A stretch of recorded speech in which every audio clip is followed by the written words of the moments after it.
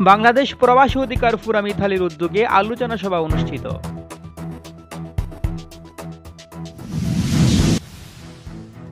আসসালামু আলাইকুম। S media সংবাদে সবাইকে আমন্ত্রণ জানাচ্ছি। আমি HM সাইফুল্লাহ। এতক্ষণ শুনছিলেন সংবাদ শিরোনাম, এবারে বিস্তারিত।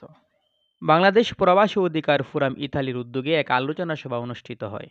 আবিদ রাজা চৌধুরী ও লুবায়েব আহমদ চৌধুরীর যৌথ সঞ্চালনায় এবং তোফায়েল আহমদের সভাপতিত্বে উক্ত অনুষ্ঠানে প্রধান অতিথি হিসেবে উপস্থিত ছিলেন বাংলাদেশ প্রবাসী অধিকার ফোরামের কেন্দ্রীয় কমিটির যুগ্ম আহ্বায়ক জুনেদ আহমেদ।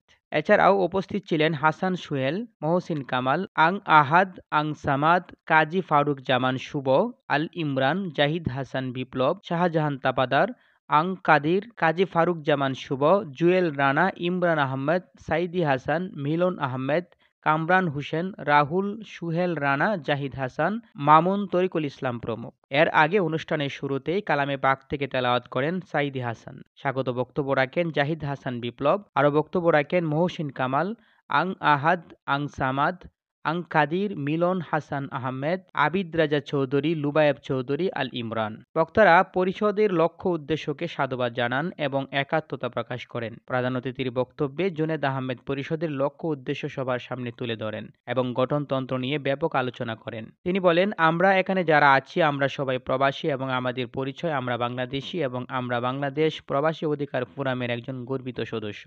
এই সংগঠন সম্পূর্ণ অরাজনৈতিক সংগঠন এবং সকলকে ঐক্যবদ্ধভাবে কাজ করার জন্য আহ্বান জানান ও বাংলাদেশ প্রবাসী অধিকার ফোরাম ইতালি শাখার আহ্বায়ক কমিটি ঘোষণা করেন। বাংলাদেশ প্রবাসী ফোরাম ইতালি শাখার আহ্বায়ক কমিটি ঘোষণা করা হলো। আহ্বায়ক কমিটি ঘোষণা করেছেন বাংলাদেশ প্রবাসী ফোরামের যুগ্ম আহ্বায়ক, কেন্দ্রীয় যুগ্ম আহ্বায়ক জুনায়েদ আহমদ। 29 সদস্য বিশিষ্ট কমিটিতে আহ্বায়ক হিসেবে নির্ধারণ করা হয়েছে তোফায়েল আহমদ খান সিলেট, প্রথম যুগ্ম আহ্বায়ক সোহেল আহমদ কুমিল্লা, দ্বিতীয় যুগ্ম আহ্বায়ক মহসিন। পরিশেষে সভাপতির বক্তব্য মোনাজাতের মধ্য দিয়ে সবার সমাপ্তি ঘোষণা করা হয়।